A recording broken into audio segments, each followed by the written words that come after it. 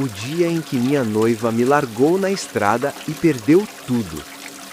A confiança é um cristal que leva anos para ser lapidado e apenas um segundo de estupidez para ser pulverizado. Meu nome é Theo. Durante 5 anos, eu fui o porto seguro de Camila.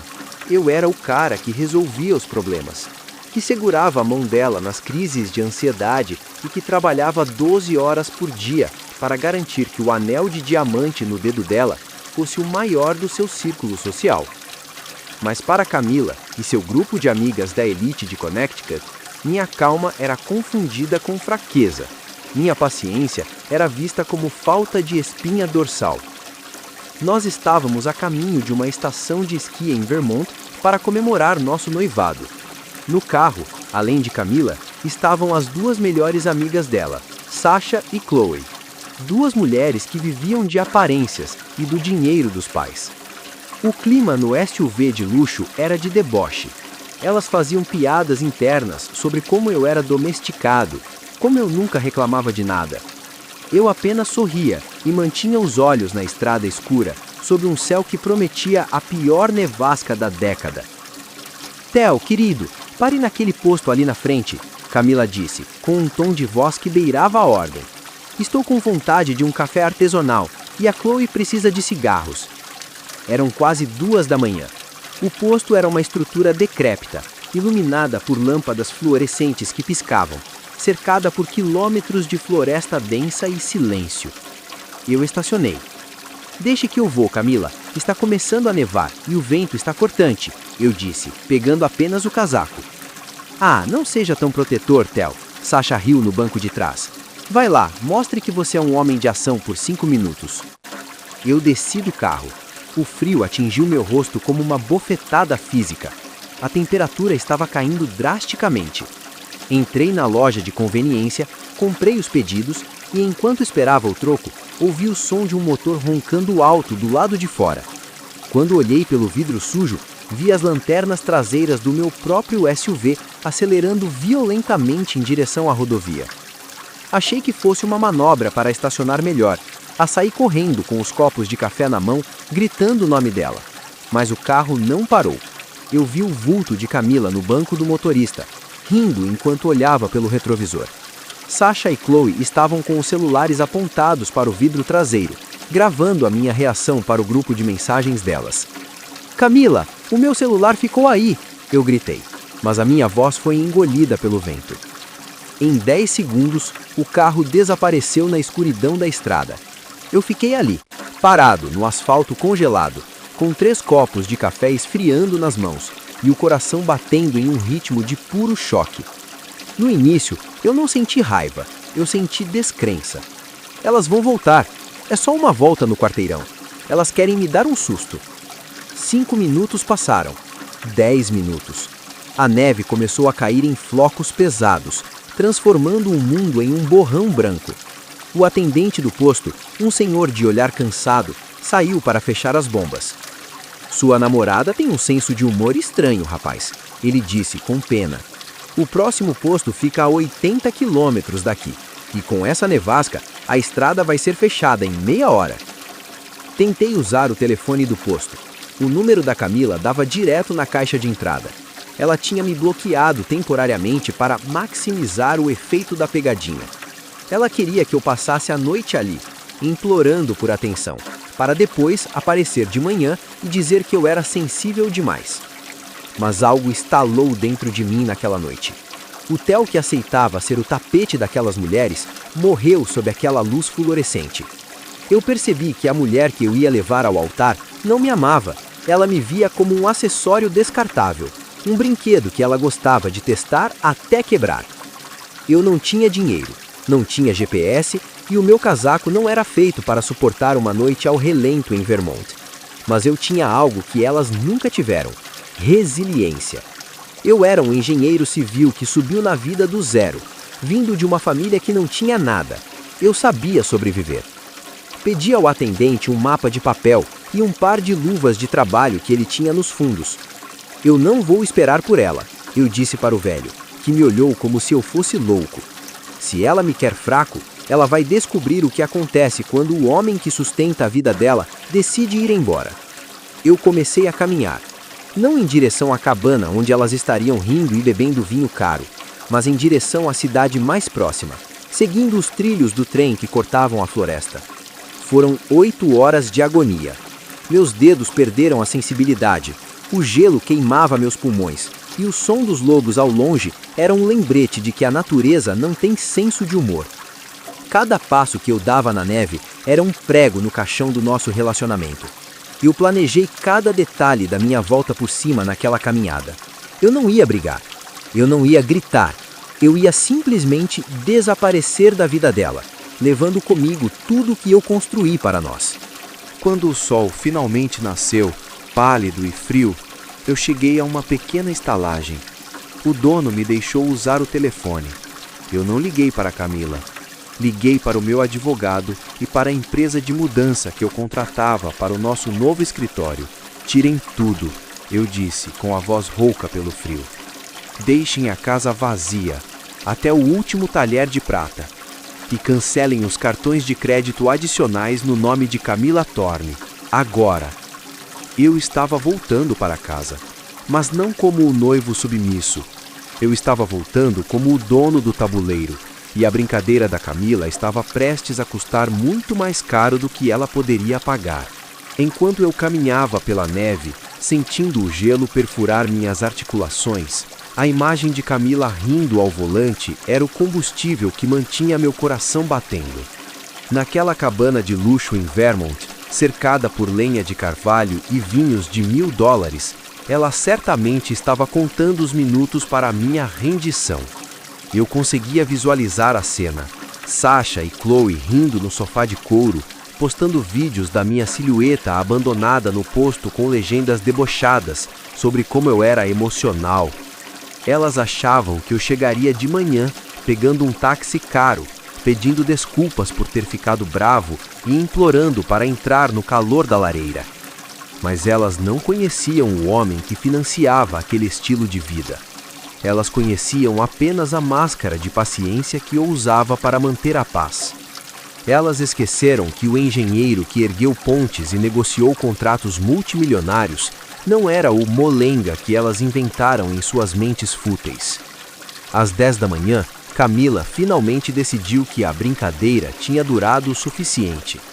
Ela dirigiu o SUV de volta ao posto de gasolina, esperando me encontrar sentado no banco de metal, tremendo e humilhado.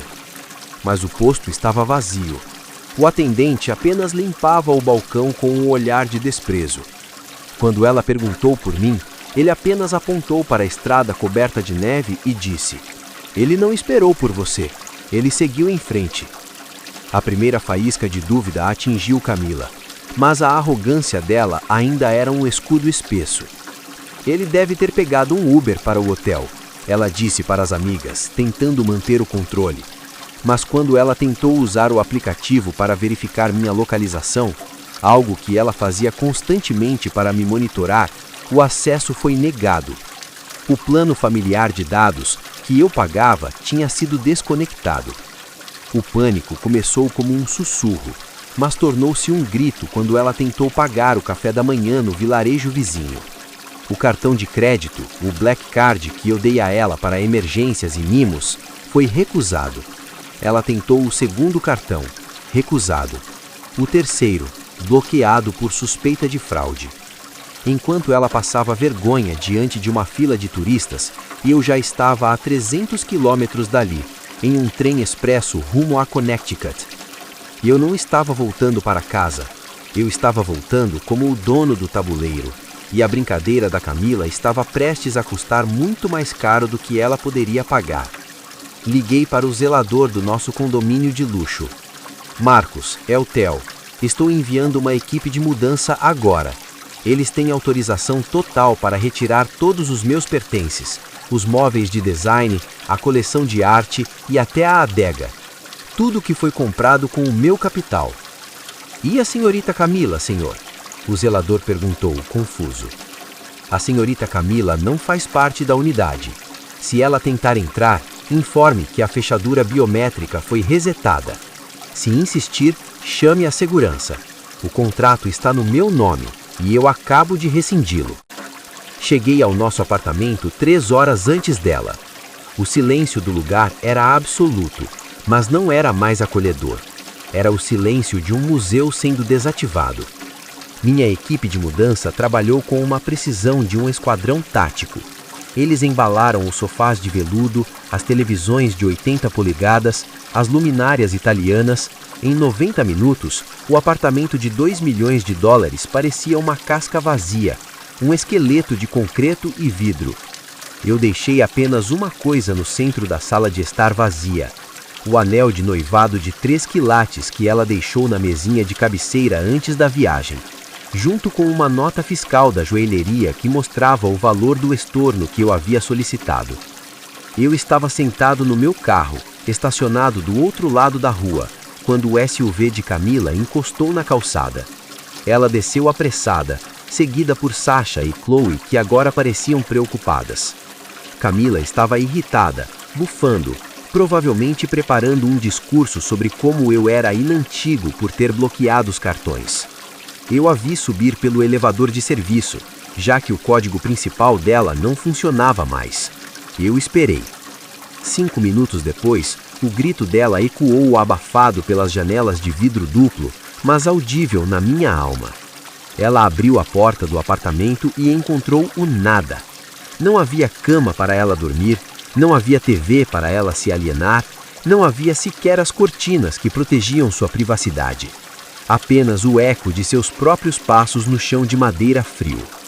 Ela correu para a varanda, olhando para baixo, procurando por mim, procurando por uma explicação.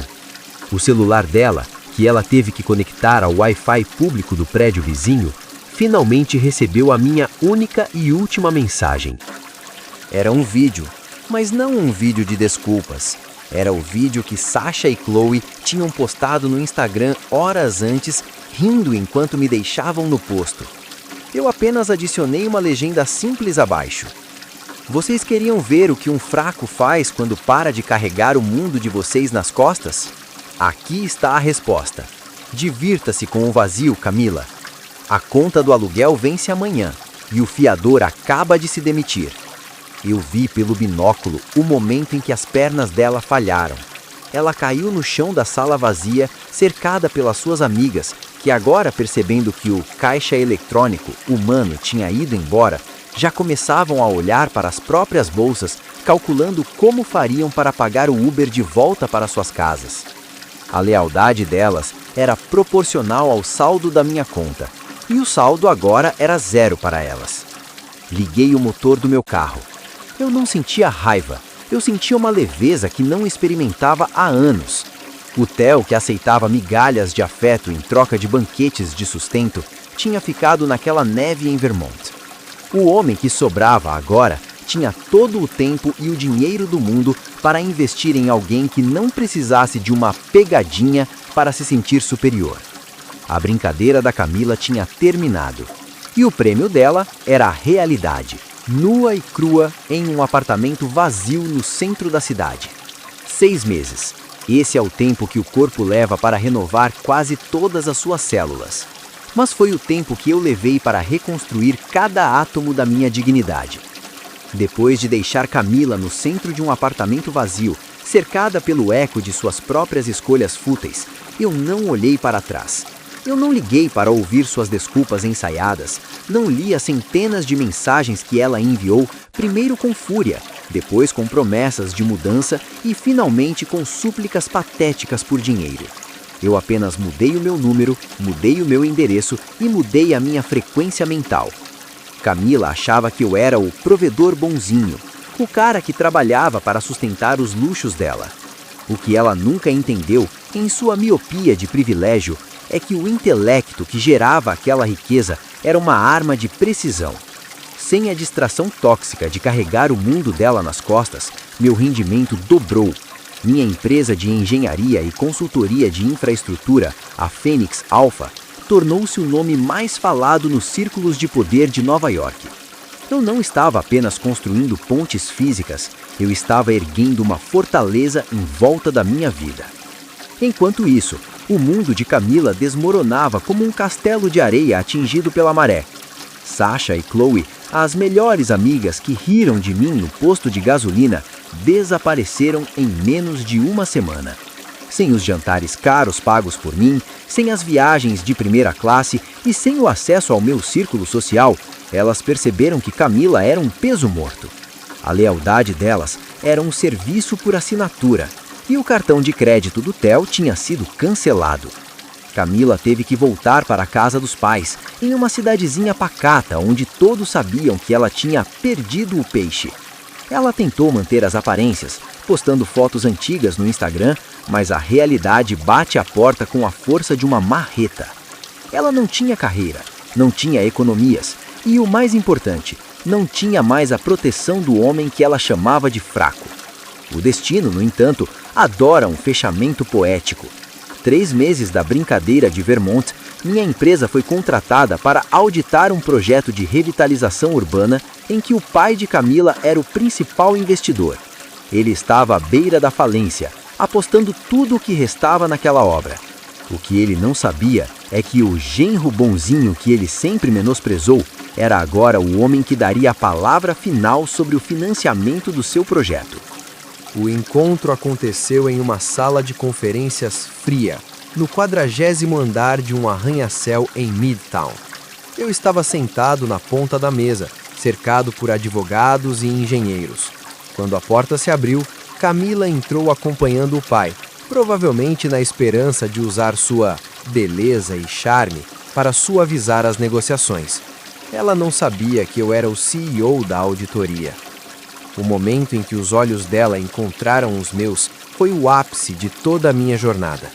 O rosto dela ficou pálido, uma máscara de choque e reconhecimento tardio. Ela não viu o Theo de casaco de lã e olhar cansado. Ela viu um homem de terno italiano sob medida, com um olhar que cortava o aço e uma postura que emanava autoridade absoluta. "Dominic?", ela sussurrou, a voz falhando diante da diretoria. "Senhor Dominic Thorne, para você", respondi, sem sequer levantar os olhos do relatório técnico. "Vamos começar? Temos muito o que discutir sobre as falhas estruturais deste projeto."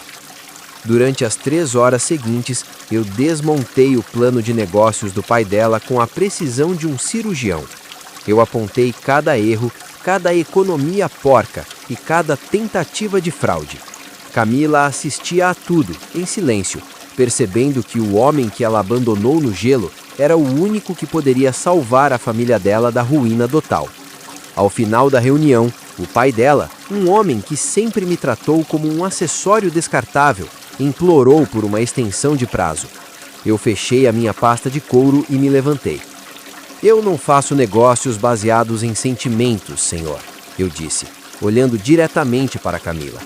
Eu aprendi da maneira mais difícil que algumas coisas não têm conserto quando a estrutura básica é podre. Ela me seguiu até o elevador, as lágrimas escorrendo pelo rosto que eu um dia amei. "Theo, por favor, eu sinto muito. Aquela brincadeira foi uma estupidez. Eu estava bêbada de ego. Eu te amo. Eu sempre te amei. Por favor, ajude o meu pai. Não nos deixe na rua." Eu parei na porta do elevador e olhei para ela. Não com ódio, mas com uma indiferença que dói muito mais. "Camila, no dia em que você acelerou aquele carro no posto, você não estava apenas me deixando na estrada, você estava me libertando. Você achava que eu era fraco porque eu escolhia cuidar de você, mas a verdadeira fraqueza é precisar humilhar os outros para se sentir grande." "Eu mudei, Theo, eu juro", ela implorou, agarrando meu braço. "O problema é que eu também mudei", respondi, soltando a mão dela com firmeza.